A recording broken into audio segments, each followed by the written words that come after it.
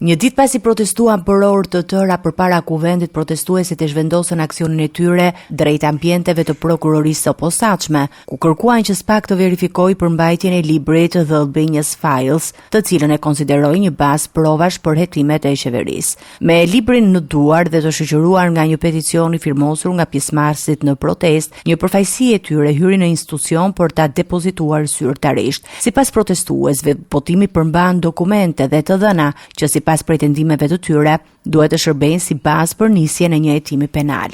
SPAK e mbajti librin që ne dorëzuam, pas deklaratës tonë publike që ne kërkojmë nisjen e hetimit për atë që ne e çojmë si një skemë kriminale të kapjes shtetit, ata e mbajtën librin Albanian Files si dokument dhe na thanë që të presim përgjigje në ditët në vijim. Do të kemi edhe një kallëzim penal që po përgatitet nga avokat dhe jurist për gjatë ditëve, kështu që do të kemi edhe një kallëzim penal.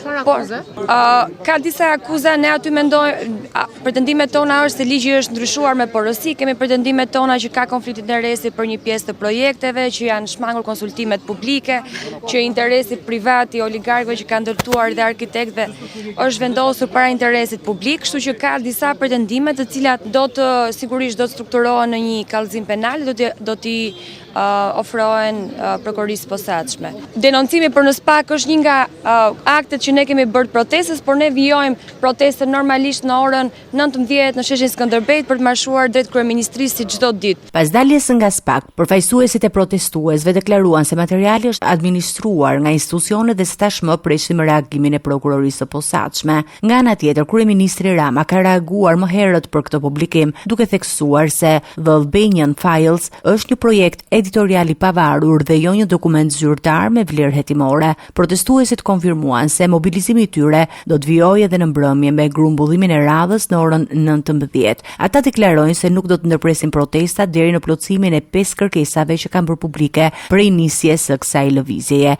Aksioni së martës u shoqërua me tensione dhe përplasje me forcat e policisë. Protesta e cila nisi përpara kuvendit vijoi më pas drejt drejtorisë së policisë së Tiranës dhe përfundoi pas një marshimi disa orësh në kryeqytet. Si pasojë e incidenteve, policia shoqëroi 6 persona.